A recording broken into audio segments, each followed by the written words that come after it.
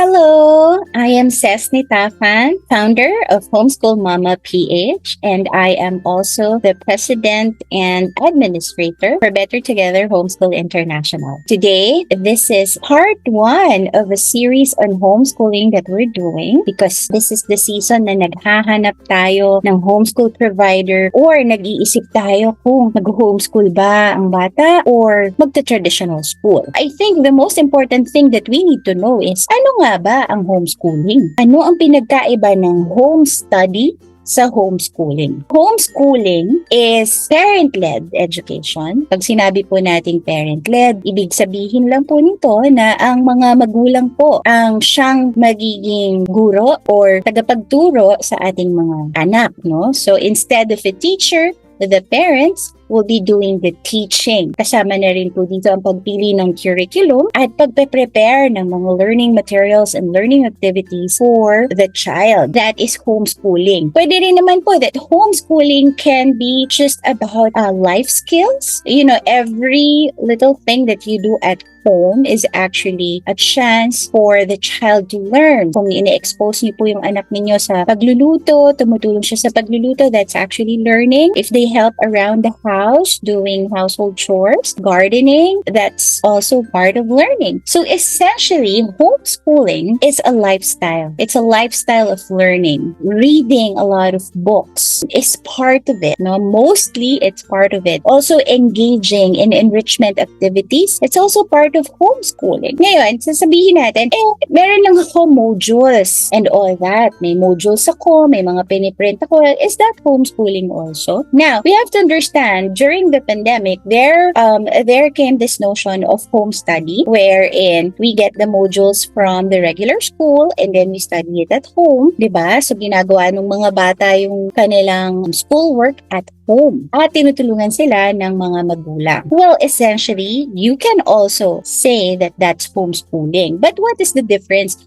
between home study and homeschool or home education?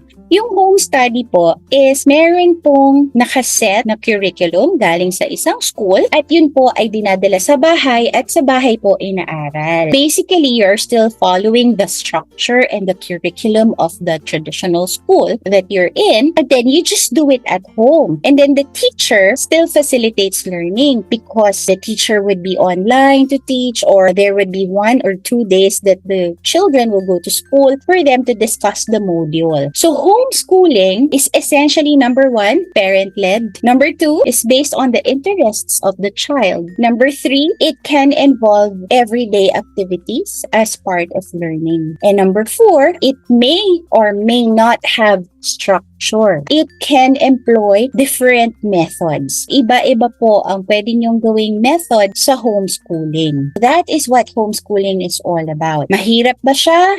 Depende po, no? That's why we have homeschool providers. These are institutions where you enroll with them. They are partnered with a DepEd school or an international school to give you accreditation for your homeschooling. The role of the homeschool provider is to help and guide you as you homeschool in terms of curriculum, in terms of support. So, yan po. So, ang homeschooling po, pwedeng may provider or independent, diba? Pwede pong hindi kayo naka-enroll sa kahit anong institution and still do homeschooling. So that is what homeschooling is all about. Para lang ba sa mayayaman? I don't think so. As long as gusto niyo po na kayo ang in charge sa education ng inyong anak, as long as you want to take the steering wheel and be on top of your child's education, then that is homeschooling. Involvement is heavy in homeschooling, parental involvement, especially during the early years. Basically po,